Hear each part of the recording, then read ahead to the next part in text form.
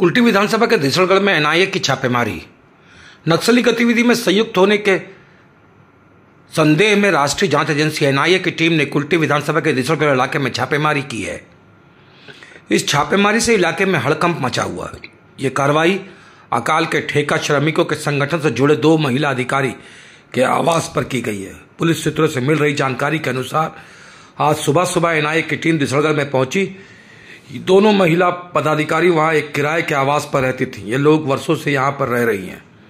बताया जाता है कि पीसीएल के ठेका कर्मियों के संगठन की आड़ में इन पर नक्सली गतिविधियों में शामिल होने का आरोप है। गौरतलब है कि यह संगठन काफी वर्षों से इस अंचल में सक्रिय है एवं मुद्दों को लेकर कई बड़े आंदोलन भी कर चुके हैं। बड़ी संख्या में ठेका श्रमिक इस संगठन से जुड़े हुए भी हैं। सूत्रों से मिलने जानकारी के अनुसार बंगाल में अन्य हिस्सों में भी इस तरह की कार्रवाई चल रही है।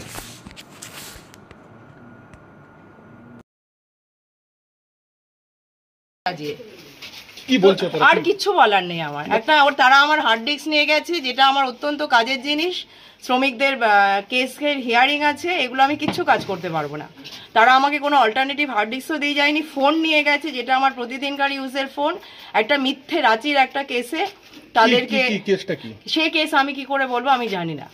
আমাকে একটা কাগজ দিয়েছে, সেই কেসে ওরা দেখাচ্ছে যে কিছু মাওয়িস্ট লোকজনকে অ্যারেস্ট করেছে। তার সেটার ইনভেস্টিগেশন অফিসার নাকি এনাকে পাওয়ার দিয়েছে, এনআইকে পাওয়ার দিয়েছে আমাকে আমার ঘরে সার্চ করতে। সার্চ ওয়ারেন্ট নিয়ে ওনারা এসেছে। মানে মাওবাদী সংযোগ বলছে। হ্যাঁ, এটা পুরো একদম সাজানো, একদম সাজানো। যাদেরকে আমি জানি না, যাদের সাথে কোনোদিন আমার দেখা হয়নি, সেই কেসের ব্যাপারেও আমি জানি না। 2022-এ রাঁচির একটা কেসের ব্যাপারে তারা ইনভেস্টিগেশন পাওয়ার দিয়েছেন এনাকে, এনআইএ-কে। এনআইএ সেটার জন্য ইনভেস্টিগেশন করতে এসেছে। তার সাথে এসটিএফ পুলিশে যেমন ঘর তন্নাস্তি করে চলে গেছে।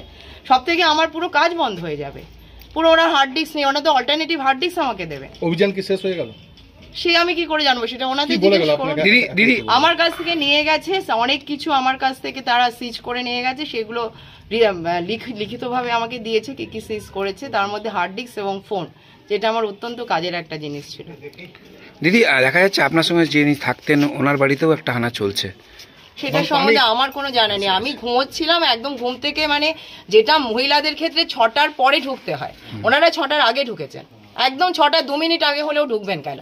ওনাদেরকে আমি বারবার বললাম আমাকে সময় দিন, একজন মহিলা আমাকে ড্রেস চেঞ্জ করতে দিন। ওনারা কোনো সময় দেননি। এই যে অভিযোগটা নিয়ে কি বলবেন আপনি? অভিযোগটা মিথ্যে, অভিযোগটা সম্পূর্ণ মিথ্যে, সাজানো। ওরা মিথ্যে সাজানো একটা অভিযোগ নিয়ে চলে এসছে। কি নাম আপনার? আমার নাম সুদীপ্তা পাল।